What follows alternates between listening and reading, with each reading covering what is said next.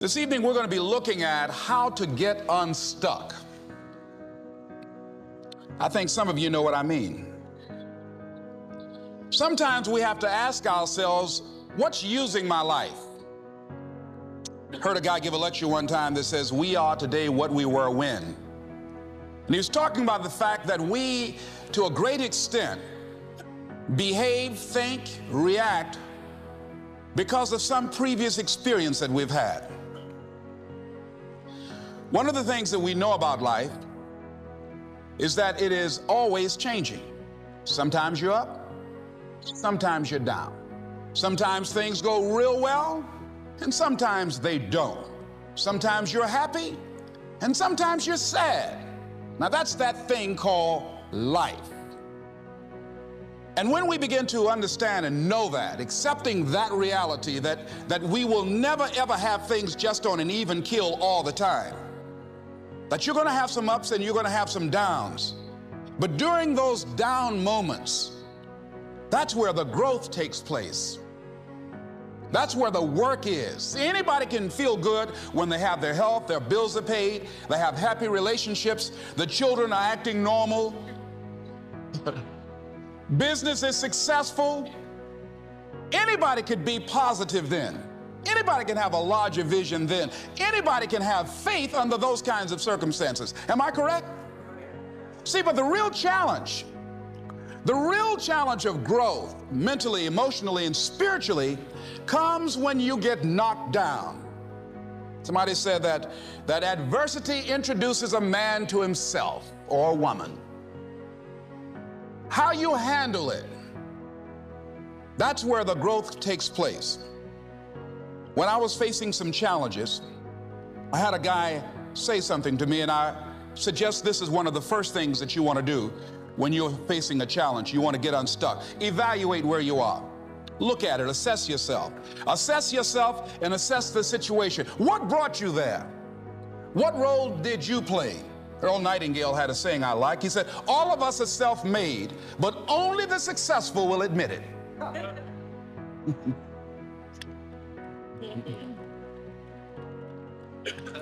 What has brought you to this point? What did you learn from it? Are you learning anything, or are you doing it over and over and over again? Somebody said that insanity is doing the same thing in the same way, expecting a different outcome. Are you going through it, or are you growing through it? Are you bigger and better because of it? Because it's not going to leave you until you grow through it. I was going through a major challenge in my life that was wearing me out, that was using me. And one of my students told me in a class that I was teaching, Lessons in Truth, she said, Les, until you handle it with grace, it will stay in your face. And it stayed there a long time. The challenges of life. How do we get stuck? A friend of mine went through a divorce. My best friend. He had a wife that did not love him as much as he loved her. It was his first real true love. He was a very religious man. Did not believe in divorce. He made a mistake. And he paid for his mistake with a lot of pain, a lot of tears. And there came to a point where he knew he should have gotten a divorce. But he was stuck. He was stuck in something called revenge. He said, she's made me so miserable, I'm going to pay her back. He was stuck. And he stayed in there longer than he should have because it began to attack him. It began to affect him psychologically. And as a result of that, when he eventually did get a divorce, he took that same attitude to other relationships, looking for something to go wrong. He was burned so badly, he did not want to risk pain again. He was going in relationships trying to avoid pain. When it became too close, he would do something to make sure the relationship did not work. He would always try and find something wrong with the person, because there are no perfect people. So if you look for it, you can find it. He was stuck in revenge. Another friend of mine working on a job, loved the company very much, expected to retire there. And one day they called him in the office, asked him for his badge and identification, called the security man up, walked into his desk, told him he was fired and he had to leave then. He was devastated. And if you came anywhere near him, he will tell you his story, as we all have stories. Even when he got a job, he went on the job telling anybody who would listen how they fired him unjustly. And he always ended with, "It wasn't fair." Life isn't fair. Life just is. It's not fair that birds eat worms, and they do. So we can't even deal with what's fair. But he's stuck in the fact that it's not fair. I don't deserve that. They were wrong. I used to be a state legislator in Columbus, Ohio. During the break, we used to go out on the front lawn of the Ohio legislature, at the Capitol there, and observe people as they came by. There was one particular person that all of us knew. The children, adults, everybody used to pick at him when he came by. We called him Chicken Man. He had a feather in his hat. He had a toy chicken on top of his car that he would drive around the area in downtown, blinking his lights and occasionally blowing his horn. When he got out of his car, he would walk downtown with a baby carriage with 2 little baby dolls in there and a picture of a woman. And when you say something to him or came near him, you would hear him making the sounds of a chicken. All of us used to laugh at Chicken Man. We didn't know Chicken Man's story. Chicken Man woke up one morning around 3 a.m. and his house was on fire. He panicked and he got out of the window and left quickly, only to get outside to hear his children and his wife screaming for help. He ran back to the door to go in to save them, and the flames were too hot, too awesome. He tried to get in, he couldn't get in. He was desperate, frantic. Pretty soon the cries stopped. They perished in the fire. His brother-in-law came, found out that his sister had died and his nieces in the fire, grabbed Chicken Man and started beating him. "You chicken, why did you save my sister? You're a chicken, you're a chicken." When the people pulled him off Chicken Man, they picked him up and said, "Are you all right?" And Chicken Man looked at him and he started making the sounds of a chicken. He never ever overcame that tragedy. He was stuck. From that experience, none of us knew why Chicken Man went around with this picture and these little dolls. I remember when I was stuck in anger for a long time, when I made a commitment to my adopted mother that I was going to purchase her a home. I'll never forget the experience of working real hard to get the money for the down payment. Someone had told me of a beautiful home in an exclusive area of Miami. Went to see it, took my mother there, and she said, "Yes, I want it." It was on the water. We went to the closing. My attorney said, "Les, have you had a title search?" I said, "What's a title search?" "Well, we just take a couple of days to check it out and make sure there are no liens against the property that you might have to pay if you buy this home." The guy who was there selling me the house, he said, "Listen," he said, "the only reason that I'm selling you this house and selling it at a loss is because I admire the fact that you want to purchase this house for your mother. I have another guy who will give me substantially more money, but I like you. And I've got to get back to Philadelphia. Now, if we cannot consummate this deal now, then the deal is off." I said, "There are no liens against the property?" He says, "No, of course not." I looked at my attorney. I said, "I believe him. I'll sign." She said, "Mr. Brown, I'm not questioning his honesty." She said, "But business is business." I signed that contract. And we had a big celebration. Everybody in the neighborhood was talking about Leslie coming home, one of the twins that Mamie adopted, to buy her a home. Child, isn't that nice? God is going to bless him. A few weeks later, I received a letter, a registered letter, indicating that the house was going up for sheriff's sale on the courthouse steps. A man had filed a $12,000 lien against the property because the previous owner owed him that money. And if I did not come up with $12,000 in 30 days, he was going to sell the house to the highest bidder. I called this man and said, "Mister, my name is Les Brown. I purchased this house. I had nothing to do with your prior bill. He said, "That's not my problem." He said, "You should have had a title search." I said, "Can you give me time?" I said, "My mother is an older lady.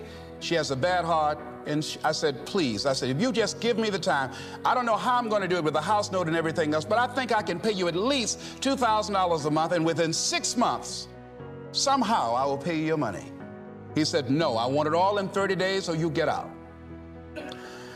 I did everything I could, racked my mind thinking about how I could get $12,000 because I took everything I could to get the money just for the down payment and the closing. I finally had to face the reality that I wasn't going to be able to do it. I was up around 2 o'clock in the morning, walking back and forth, thinking, how was I going to tell my mother this? My children were there in the room sleeping all night long. I agonized over this. I lost over 23 pounds. Pretty soon I went in the room where my mother was sleeping, and I said, "Mama," I got down on my knees by the bed. I said, "Mama, I got to talk to you." And she said, "What's wrong?" I said, "Mama," I said, "we got to get out the house." I said, "In my haste to buy the house, I made a mistake."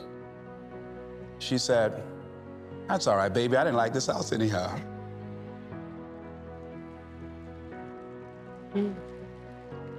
I said, "Mama, you told me you loved it. Brought our friends out here to see it." She said, "You know I have arthritis in my knees, and I don't like going up the steps, but I knew it made you happy. You loved it so much." I said, "Mom, I've lost 23 pounds agonizing over this." Well, we had to pack up and go back to the old house down the street from Northwestern High School in Liberty City. All those neighbors who came out and saw us leave, those neighbors were there as we were coming back. We went in the house, the roaches were playing cards, saying, "Come on in and take a hand." I was wiped out. I was embarrassed and humiliated. Words cannot encompass the symbolism of what I felt. I remember when I was unloading the furniture and I began to cry. My sister came by. "You know you didn't have any money to buy no house, Mr. Big Time. Hadn't given me a quarter. You know Mama got a bad heart now, y'all, back where you belong." As I was crying and my head down, taking furniture in, my mama said, "Hold your head up." I said, "Mama," I said, "I just feel so bad about this, Mama." She said, "Hold your head up and dry your tears. You have nothing to be ashamed of." And I did, as we unloaded that furniture in that house. For several weeks, I was numb. I was immobilized with anger. If I had seen that guy, I was thinking about flying to Philadelphia. I had all kind of dreams about him. And I didn't want to hit this guy here. Hitting would have been too good for him. I just wanted to just grab him and just bite him. They done found him. They say, "Well, we found this guy just chewing on him." Beating would have been too good for him. I just bit him every time he I'd have been like a Doberman Pinscher. Yeah? God would have said, "I thought I made everything, but I don't know where this came from." I was reading a book on forgiveness. They had a line in there that says, "Forgive and grow." I had to let that luggage go. You see, your mind is, you know, when you go into a service station to get gas, you don't go in there and just start pumping. When you push the lever up, it clears the previous bill. By the same token, if you want to begin to move, you've got to clear your mind of all the unnecessary luggage and baggage that's weighing us down. I couldn't move. I couldn't think about what am I going to do to get out of this situation, because I was so concerned about what happened and what he did to me and how bad it was. I was so stuck in that I couldn't even focus on what I should have done. Feeling sorry for myself and angry, and none of that was taking me anywhere. So pretty soon I learned through effort, made a conscious, deliberate, determined effort. I had to let it go. I had to forgive it. Let it go and begin to focus on developing myself. And I say to you, you're going to have people to do things to you. Things are going to happen to you. And the most important thing to do is to harness your will and let it go and move so you can grow, so you can get on with your life. It doesn't matter about what happens to you. What matters is, what are you going to do about it? What are you going to do now, Les? Huh? How long are you going to tell everybody at the bus stop and anybody who would stand and listen to you? How long are you going to repeat the same thing over and over and over and over and over again? How many times do we have to hear that? Don't go around telling people what your story is. Everybody has a story. 80% don't care and 20% glad it's you.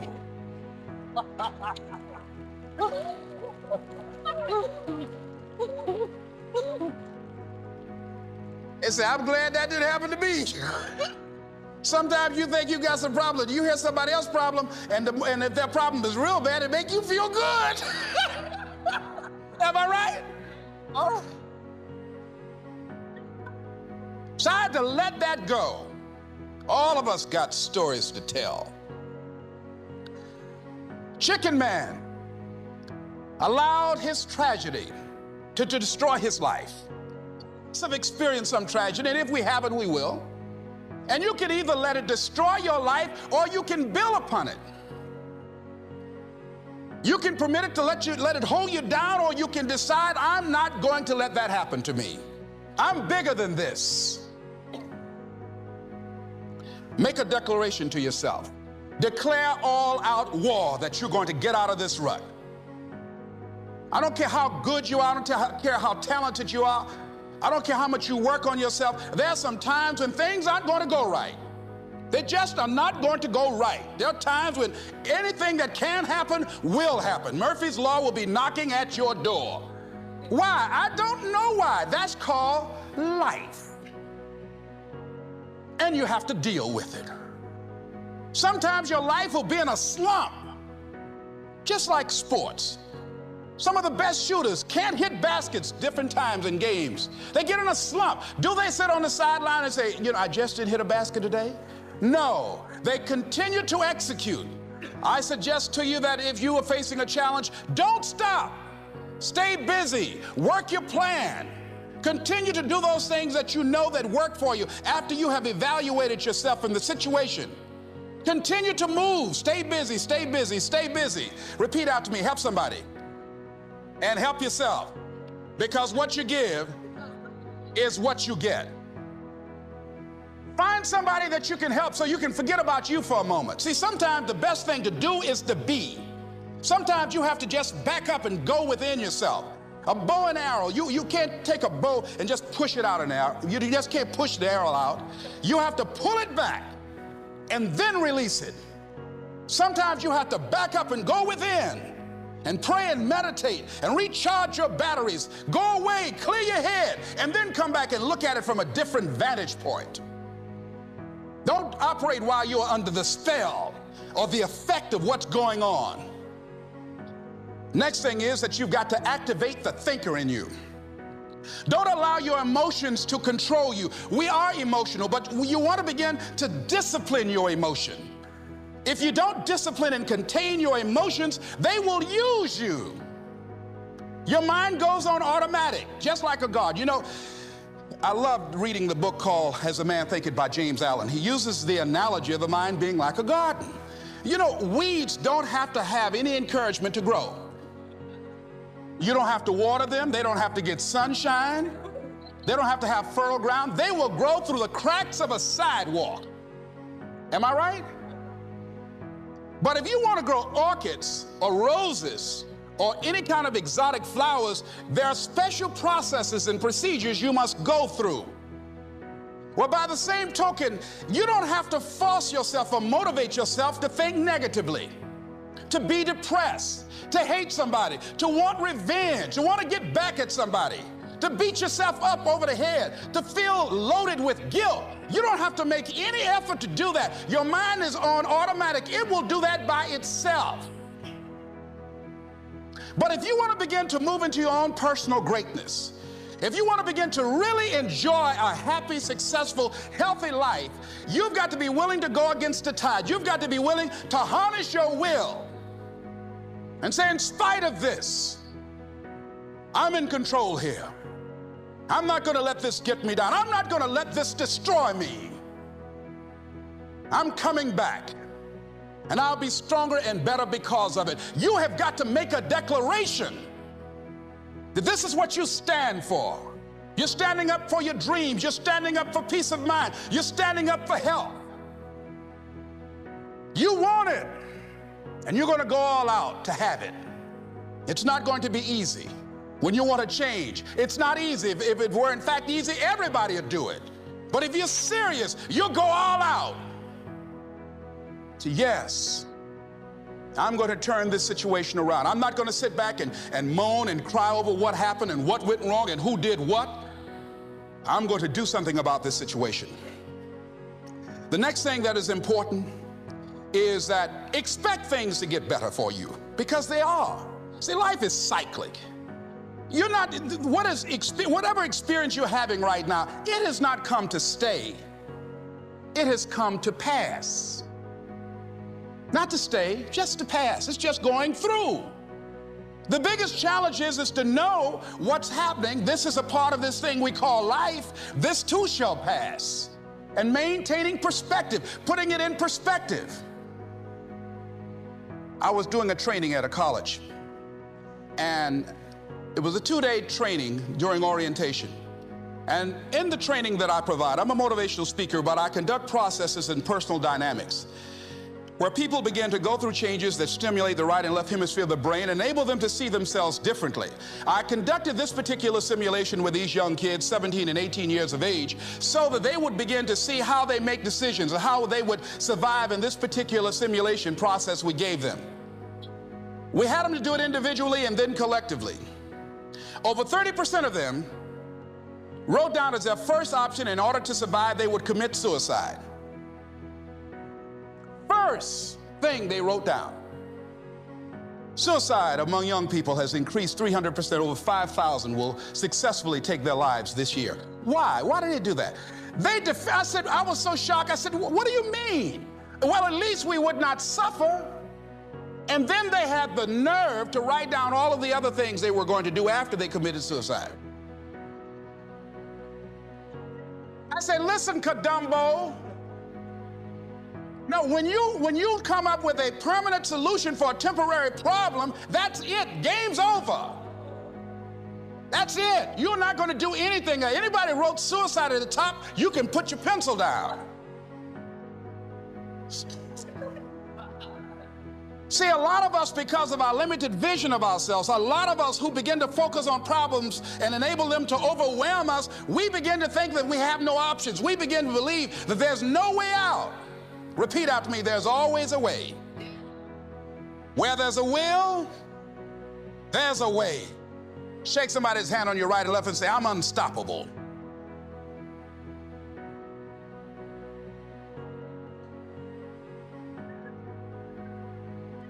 You've got to make those kind of declarations to yourself. I'm unstoppable. This will not get me down. And if I get knocked down, I'm going to be like Leo Pascal. You said you're going to have some low moments in life, but when you do, you will have high lows. When you work on yourself. What are some of those things that you can do during this period of time? Go for walks. Do some things for you. Just go for a stroll so you can engage in some reflective thinking on life, on yourself, looking and enjoying the universe, smelling the roses along the way. Listen to upbeat music, music that inspires you. I have oldie but goodies. I have strategies that I engage in to recharge my batteries. I'm preparing for that because I know things are going to happen that I cannot anticipate. A very good friend of mine died the other day. I had a program for myself. I have books that I read that inspire me, tapes that I listen to that fire me up. Because you're going to have sometimes low moments when you won't want to get out of bed. You just want to stay there. At times you won't want to come out the house. At times you'll be feeling bad and don't know why. What's wrong? I don't know. Just leave me alone. What is it? I don't know. It's called life.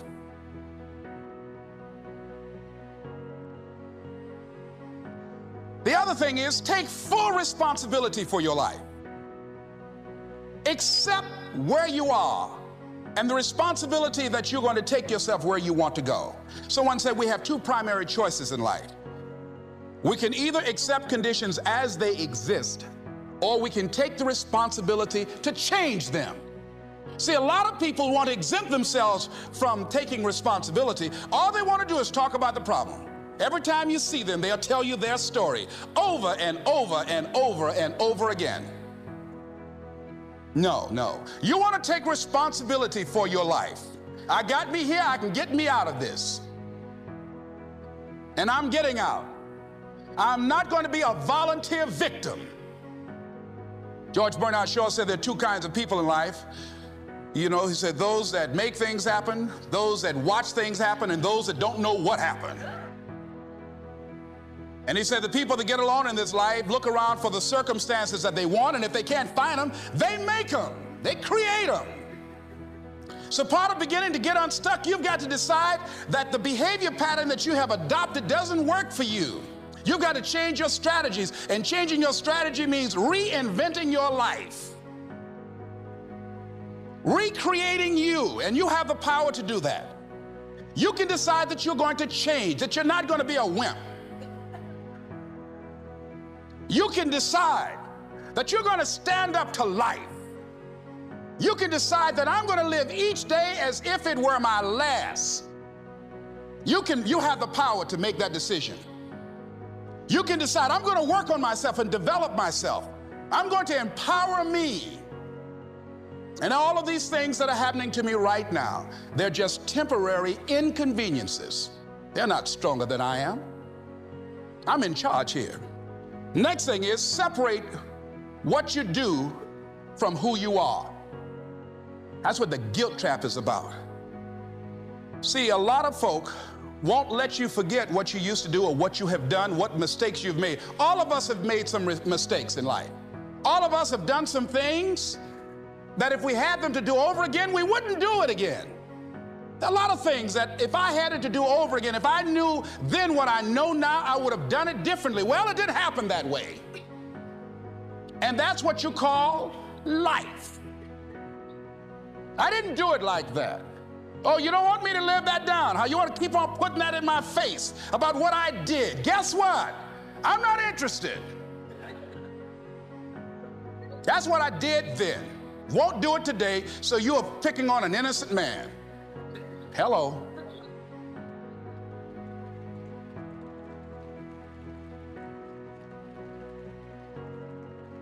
So as you're in the process of reinventing your life, write a description of the kind of person that you want to be. What are the things that you must overcome? What qualities about your personality you know that you're going to have to change because those particular characteristics are liabilities to you? What are your assets? What are your strong points? Look at and evaluating yourself to make that determination. Other thing is that in order to get out of a rut, we need some coaching. Find some trusted critics. People that you know care about you and love you. So there's some things that keeps us from growing and getting out of ruts. Number one, we identify with feedback. We take it personal when someone wants to give us some feedback on where we are falling short and tell us about our blind spots. We want to have everything being positive about us. We're not perfect.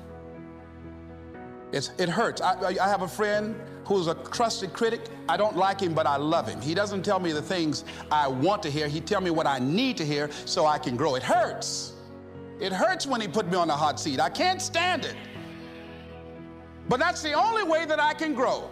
And I'm glad that he loves me enough to risk our friendship to tell me what I need to hear, not what I want to hear.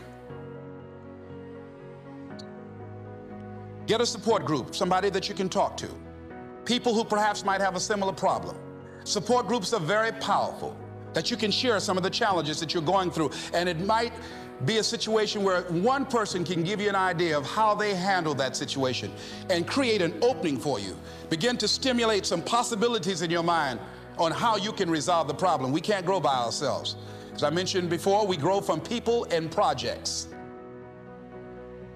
The other thing is about life, when things happen to you, when you permit things to use you, you can't change the past, but you can interpret. You can reinterpret how you see it. For years, I was going around with a heavy load on my shoulders, feeling bad because I was adopted, doing interviews for adoption agencies and foster homes.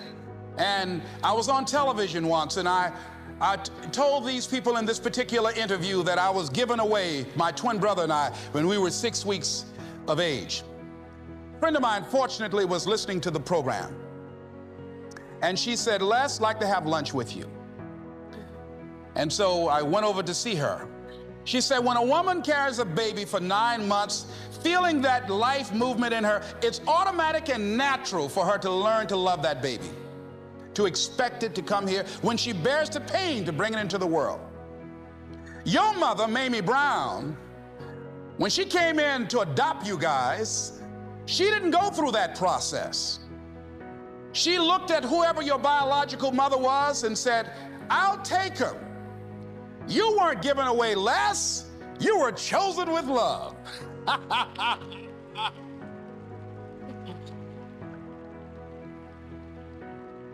Same circumstances, same event, but reinterpreted. An interpretation that empowers me. Am I making sense to you? So when you begin to look at your past, give an interpretation that empowers you. That's where I used to be. That's not where I am now. I'm growing. Now I want you to think about, in your mind right now, think about some particular event or act in your life that you feel very bad about, that you really regret that that took place.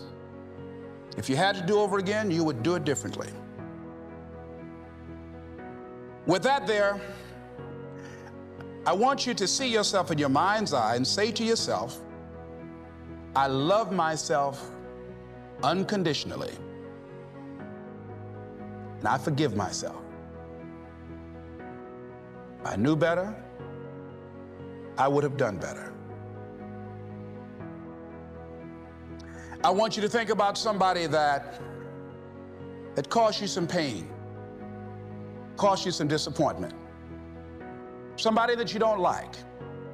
Let me tell you something about the mind, how it uses you. I'll tell you something super stupid that I used to do.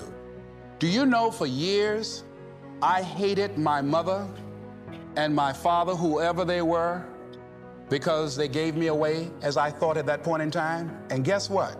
I didn't have any faces for the hatred because I never saw either one of them. And I said, I hate them for that. And then once I forgave them and said, it's okay, had they not given me away, I would have never been blessed to have the mother that I have, who to me is the greatest mother in the world. So the universe unfolds as it should.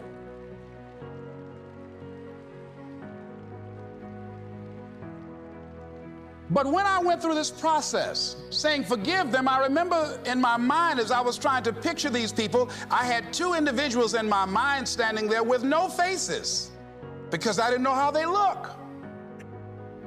But I released that. I let that luggage go. Think about somebody that you've hurt, somebody that you've disappointed, either deliberately or inadvertently, or someone that has hurt you deliberately or inadvertently. Think about them, somebody that you really, when you think about them, the room turns red. Look at them in your mind's eye and say, I forgive you. I forgive you unconditionally. Boy, that's a heavy load to let off. When I thought about that guy, I said, wait a minute, I can't, no, you don't know what this guy did. This was my mama. You don't know what we went through. My student said, Les, forgive, let it go. If you want to be forgiven, you better forgive somebody. None of us are perfect. All of us have made some mistakes. And it wasn't easy. It's not easy forgiving, am I right? It's hard. See, everybody won't forgive. They say, I forgive, but I don't forget now.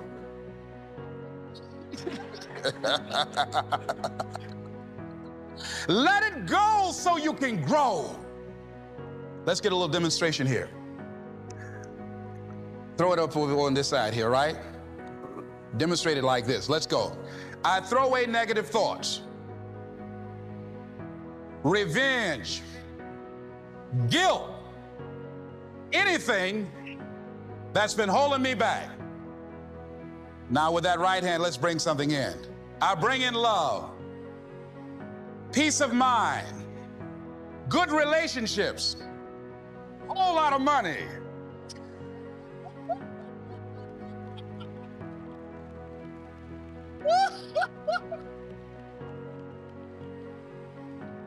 I don't know why people raise their voices when we say a whole lot of money. I mean, they get serious too, you know what I mean? And usually people don't use one hand, they use two hands. They try to borrow somebody else's hand, you know?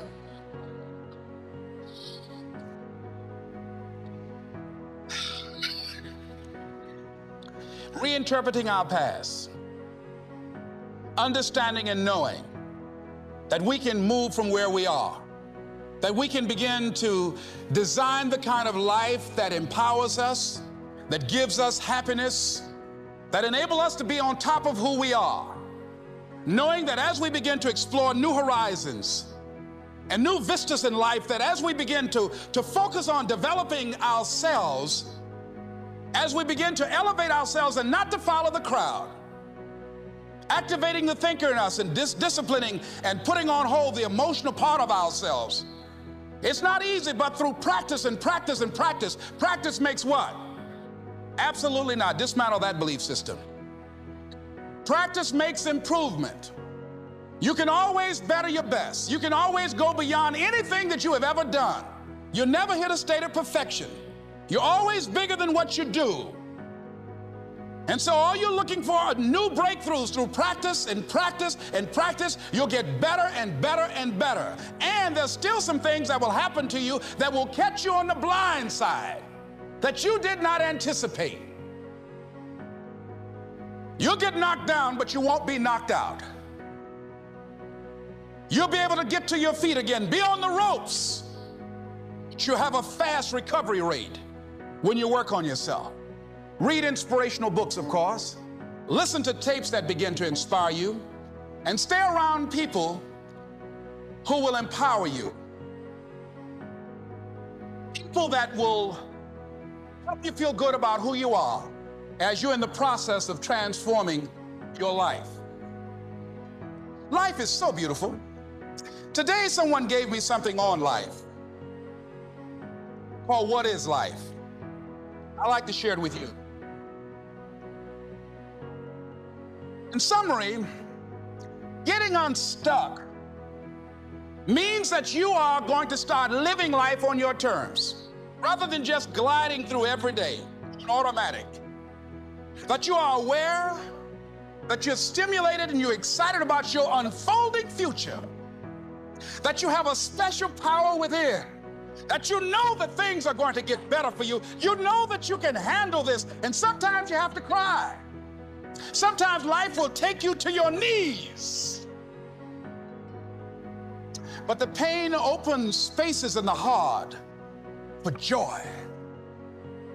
Somebody said about life, I love this, says, life is like an onion. You have to peel it one layer at a time. And sometimes you cry.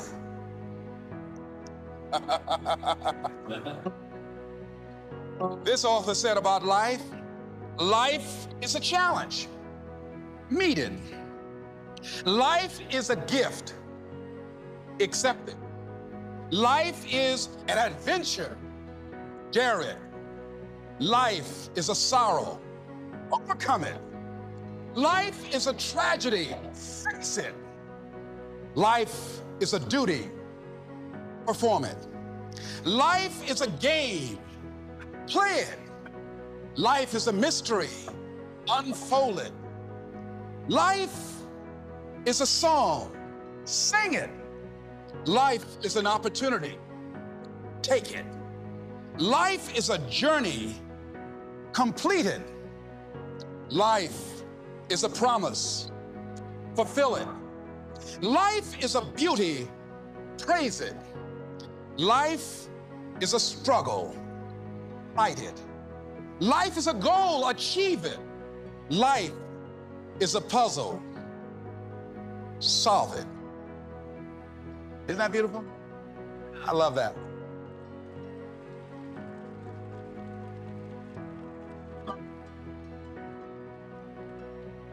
Remember something I heard in high school? It's called, I met a man today.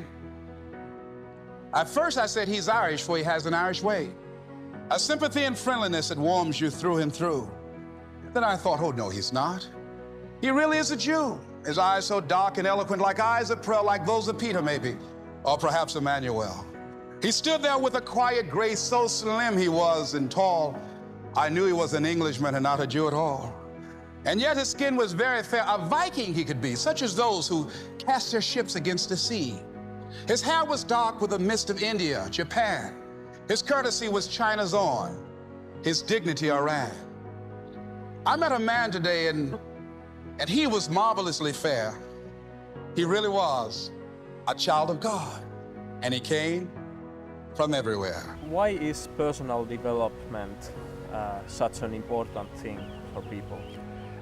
Personal development is very important to people, I believe, is because of the fact that how people live their lives is a result of the story they believe about themselves. And we develop a vision of what's possible for ourselves between the ages of 0 and 6, according to various studies.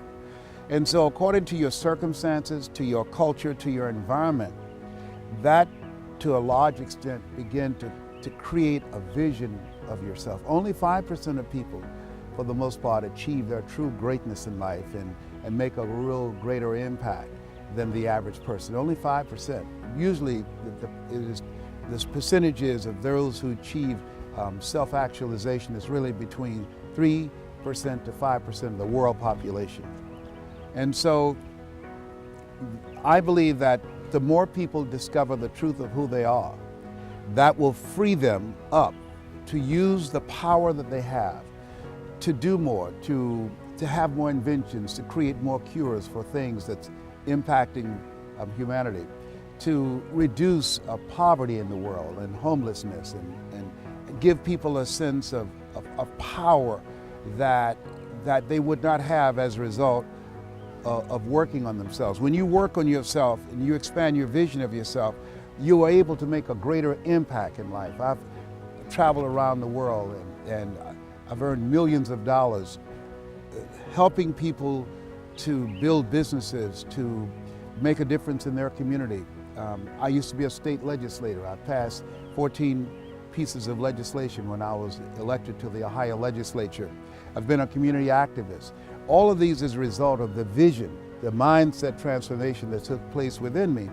And so when I speak to people about personal development, I'm talking from a place of knowing, of achieving. And so personal development is important because what it does, it inspires people to live an achievement-driven life as opposed to just earning enough money to take care of yourself and your family, and then you die one day. You know, Horace Mann said, we should be ashamed to die until we've made some major contribution to humankind. So when people develop themselves and discover the truth about who they are, they live a life of contribution. You've been in the industry for a long time, but you decided, I'm going to bet on me. I'm going to create my own business. Tell us when you came to that point. That was a deciding moment. We make decisions, and our decisions make us. So tell us about it, David. Yeah, it truly was. January 1st, actually, 2022, is when I believe the vision was given to me to start this company. And it was simply, David, it's time. And immediately he gave me the name of the company, Envision. The U came later on because our goal here is we want the world to envy you. We want the world to envision you healthy, wealthy, successful, beautiful, We want the world to envision you a champion, a leader. Our goal is to build people up. And I believe that if people start to see themselves the way God created them, and that's how they show up, they're going to succeed in any area of their lives, whether it's business or family or, whatever it is. We have been created to become successful. We're made in the likeness and image of God. It doesn't get any better than that. We've been given authority and dominion over everything on the face of the earth. And so, but what we have to do is face the reality because of conditioning, because of the culture that is designed to have people have a limited vision of themselves, that you've created an organization, a business, and a culture where you're producing millionaires and you're teaching people the techniques and strategies that they need in the entrepreneurial economy in order to control their own future. Talk to us about that, the day that you decided, I'm going to do this, and after you responded to that calling on your life. That calling really started 18 years ago. I think before you can lead anyone else, you first have to lead yourself. And I had to make a decision a long time ago that I was not going to go with the status quo. I was born at a very young age, and, I did what my parents told me to do. They told me I to go love to that. school. Excuse me, when you drop that on me, I was born at a very young age. Is that right? You think? Man, when you said that, I heard a lot of stuff. I said, no, he didn't say that. I was born at a very young age. This must be a Nigerian thing. I don't know. Right. But, we have parents and they want the best for us. And the recipe for success was go to school and get good grades and graduate. And I tried that path, but it didn't work out for me. And at the age of 21, I was very blessed that someone introduced me to direct sales, network marketing, relationship marketing. And it completely transformed my life because what it did was it introduced me to personal self-development. That's what happened. It introduced me to individuals like yourself and Bob Proctor and Tony Robbins and Earl Nightingale and Claude Bristol, and started listening to the right information, started surrounding myself with the right people. And it took time. It took me 5 years to have a breakthrough. But once that happened, I started to really dedicate my life to show other people how they could make the shift in their lives as well. And in today's economy, you have to realize that the world is moving towards a digital age, right? Right now we're on Facebook Live and people are able to hear us. It wasn't like that a while ago, but now it's available to us. So e-learning, the digital learning space, is growing tremendously. It's at 100 billion right now. It's going to go to 300 billion over the next 2 years. So we just felt like it was the right timing to position ourselves and to position other individuals to take advantage of the growth that was going to happen with or without us. And so we're excited about that. You have a lot of quotes. Do you advise to have a lot of quotes to grow? You know what? I just went downstairs to the hotel and asked them, what is my room number? I don't know where these quotes come from. I study a lot. When I first started out, I disciplined myself to learn about 3 quotes a day. Somebody taped me one time. I gave a lecture at a Manpower conference with Bishop T.D. Jakes, and they said I did over 215 quotes and I never repeated myself. So I love quotes. It's a passion of mine, and so they come up when they come up at the appropriate time. And you have your own quotes? I have my own, and I study a lot of other individuals. And once I hear it, I repeat it to myself and use it in conversation. When I'm training speakers, I tell them the best speakers are the best listeners, to listen to things that touch your heart, and then use it in conversation over and over again, and then use it on stage when you're speaking to an audience. Yeah, not only you and your thought, but also the people who are... Everybody that's around you. Great. And do you advise to people to write their own quotes? I think that yes, you want to write, but sometimes you are saying them and you can't hear them because you can't see the picture when you're in the frame. And so when I tell people, if you're speaking, to always record yourself, because there are things that's going to come up inspiration, revelations you will receive. You say, whoa, where did that It was come great. from? That's right, yes. And so you want to record that. I record everything. Yes, that's good. That's a very good habit. I have a weird question for you. Maybe the first time you have this question. According to you, how can we become a loser? Do you have advice? I keys? think that the key to being a loser Yeah, very important. is not loving and appreciating yourself Okay. and allowing what other people think of you become more important to you than what you think of yourself. Wow. It's a new advice. Thank Yeah. you. Yeah, that we were born to do something. You're here to do a work. The two most important moments in our lives, it's been said, the day that we're born and the day that we realize why we were born. And if you don't know, if you want to live a life of misery, don't try and find out. But if you want to live a life that has meaning and value and a sense of direction, spend as much time as you possibly can to answer the question, why am I here? And not So you wonder yourself a lot of yes, time. yes. So don't ask what is the meaning of life. Ask what is the meaning of my life? What am I supposed to do? What is this work that I was chosen, that God saw something in you, that you were chosen 1 out of 400 million sperm. He saw something in David. What was it that he saw? He saw something in Judy. He saw something in Les. There was something that caused us to be here. And I believe there's a work for us to do. That there's something that if we don't do it, then the world will be deprived. And finding out what that something is, that element, the element is when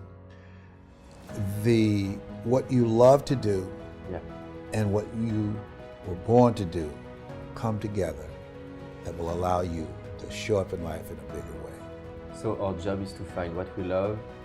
What is it you love to do? That you weren't born to work for a living, but to live your making, and living your making will make your living.